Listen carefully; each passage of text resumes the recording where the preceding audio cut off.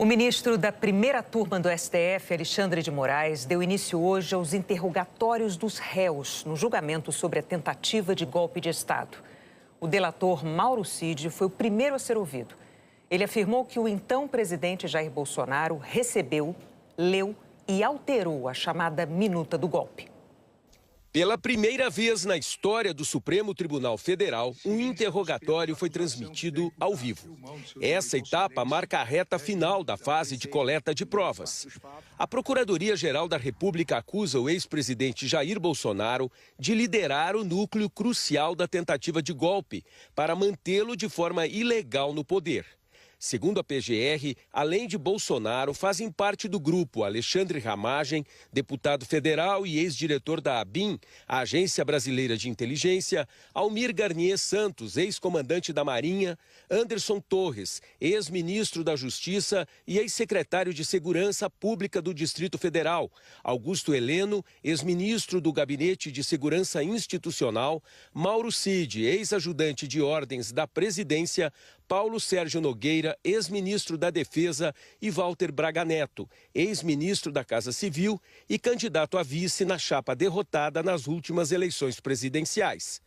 Todos respondem pelos crimes de golpe de Estado, tentativa de abolição violenta do Estado Democrático de Direito, organização criminosa armada, dano qualificado e deterioração de patrimônio tombado. Alexandre Ramagem teve as duas últimas acusações suspensas por terem sido cometidas depois que ele foi diplomado como deputado do PL. O plenário da primeira turma do STF ficou com uma disposição semelhante à de um tribunal do júri. Os réus ficaram lado a lado, acompanhados dos advogados. O único que acompanhou por videoconferência foi o general Braga Neto, preso no Rio de Janeiro. Pela primeira vez desde que fez a delação premiada, Mauro Cid esteve junto com os outros réus e chegou a apertar a mão de Bolsonaro antes do início do interrogatório.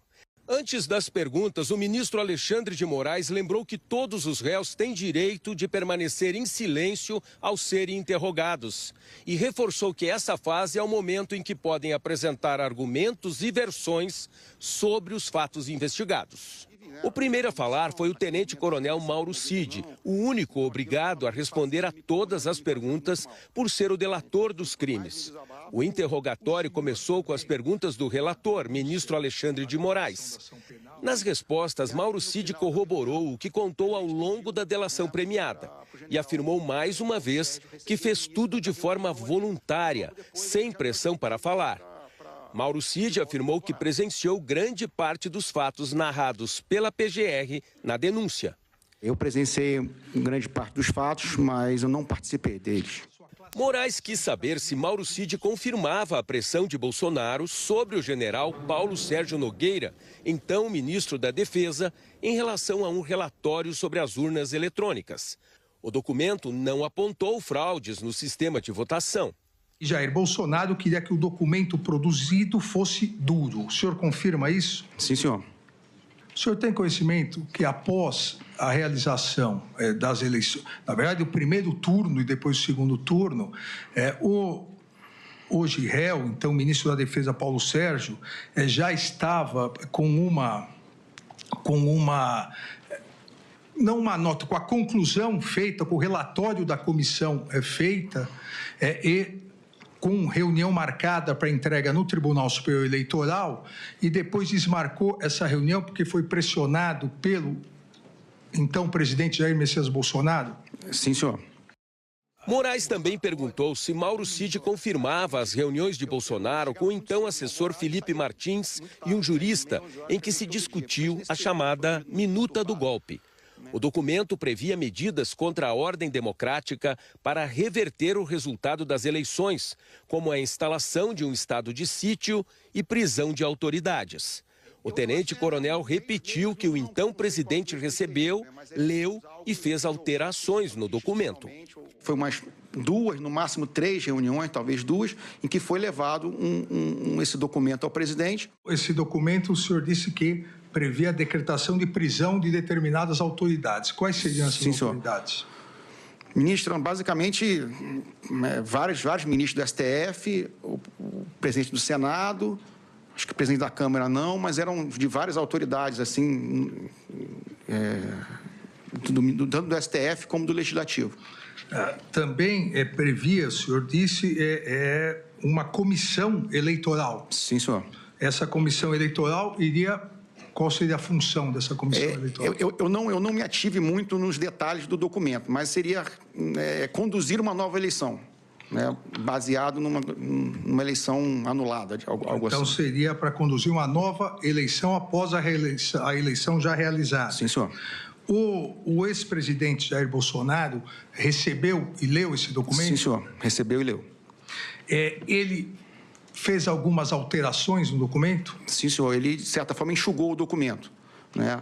Ele enxugou o documento, basicamente retirando as autoridades das prisões, né? Somente o senhor ficaria como preso. O resto não... Cid também confirmou que Bolsonaro apresentou esse documento aos chefes das Forças Armadas e detalhou conversas que teve com o então comandante do Exército, general Freire Gomes, sobre a posição do então comandante da Marinha, almirante Almir Garnier, em relação à tentativa de golpe. O general Freire Gomes tinha ficado muito chateado, porque o almirante tinha colocado as tropas, a Marinha, à disposição do presidente, mas que ele só poderia fazer alguma coisa com o apoio do Exército. Além de Moraes, participaram do interrogatório o ministro Luiz Fux e o procurador-geral da República, Paulo Gonet. Os demais ministros da primeira turma enviaram juízes auxiliares. Paulo Gonet tratou do relatório do Ministério da Defesa sobre as urnas. Mauro Cid voltou a confirmar a tentativa de interferência de Bolsonaro. O general Paulo Sérgio tinha feito um documento não mais simples, mas um documento com uma conclusão muito mais técnica, dizendo que não houve fraude. O presidente, né, entendia que a conclusão ele tinha que ser mais dura, apontando que pode ter havido fraude, alguma coisa assim. Então, houve, nesse período, essa discussão de como esse documento deveria sair, né? E que, no final, saiu meio termo. Não foi nem como o general Paulo Sérgio tinha inicialmente rascunhado, nem como, efetivamente, o presidente gostaria. Mais para frente, ele voltou a tocar no assunto. O que a gente sempre viu ali era uma busca por encontrar fraude na urna. E com a fraude na urna, de certa forma, você poderia convencer os militares dizendo que a eleição foi fraudada. Então, por isso, a pressão realizada em relação ao então ministro da Defesa, Paulo Sérgio. Sim, senhor. Se fosse encontrada, de alguma forma... fraude nas urnas. Depois foi a vez dos advogados de defesa. O primeiro, o do próprio delator. César Bittencourt quis saber se Bolsonaro havia manifestado o desejo de se manter no poder. A grande preocupação do presidente, do meu ponto de vista, sempre foi encontrar uma fraude nas urnas, né? Coisa que sempre foi muito ostensivo, né? Da opinião do presidente. Então, ele sempre buscou uma fraude nas urnas. As defesas de Ramagem e de Anderson Torres não fizeram perguntas. O advogado de Almir Garnier, Demóstenes Torres, perguntou se Mauro Cid incluiu o almirante nos grupos radicais que pediam golpe. Mauro Cid confirmou.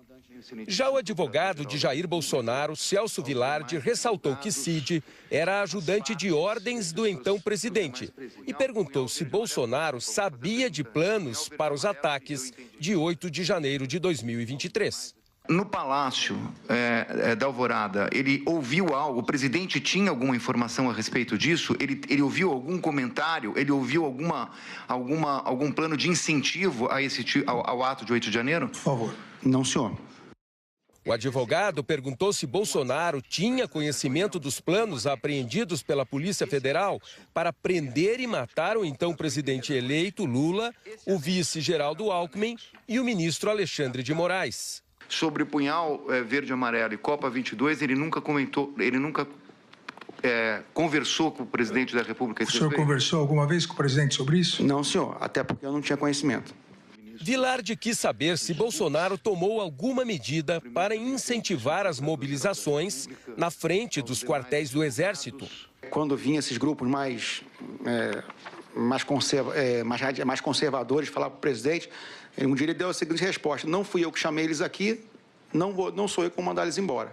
José Luiz de Oliveira, advogado de Braga Neto, perguntou sobre uma das declarações de Cid durante o interrogatório, confirmando a delação, a de que o general enviou dinheiro numa caixa de vinho para ser repassado a um integrante das Forças Especiais. A PF aponta que o dinheiro foi usado para financiar uma suposta ação contra Moraes. Por que, excelência, eu gostaria de saber do réu colaborador, ele demorou 1 ano e 3 meses para trazer este fato ao juízo e a todas as pessoas desses autos? Pode responder. Na minha cabeça, eu vi que era um dinheiro para tentar ajudar, trazer manifestantes para amigos, né, manifestantes para manifestação, para engordar a manifestação. Eu não levei para o lado que seria para tentar ou planejar alguma coisa. O senhor não acha relevante, acha normal um ex-ministro candidato a vice-presidente da República entregar dinheiro dentro de uma caixa de vinho para manifestantes? Mesmo que não fosse, ou eventualmente não tivesse sido para uma operação para neutralizar alguém, isso seria normal? Isso normal não seria. Mas naquele contexto das manifestações na frente dos quartéis, muita gente vindo, muita gente apoiando, eu não vi ali nada de... Não vou dizer que não vi nada demais, mas como foi pedido ajuda, foi um amigo que pediu, tentei conseguir de alguma forma o que eu consegui dentro do meu conhecimento ali, né? Mas eu não vi naquele momento como algo de hipótese criminal, né? Ainda no intervalo, Bolsonaro falou com jornalistas. A conversa foi gravada sem imagens.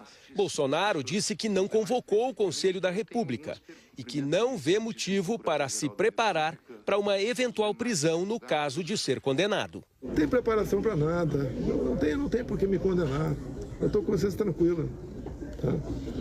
Quando fala o tempo todo, assinar o decreto. Não é assinar decreto, pessoal. Se assinar um decreto de defesa do CID, o primeiro passo é convocar os Conselhos da República da Defesa. Nem isso foi feito.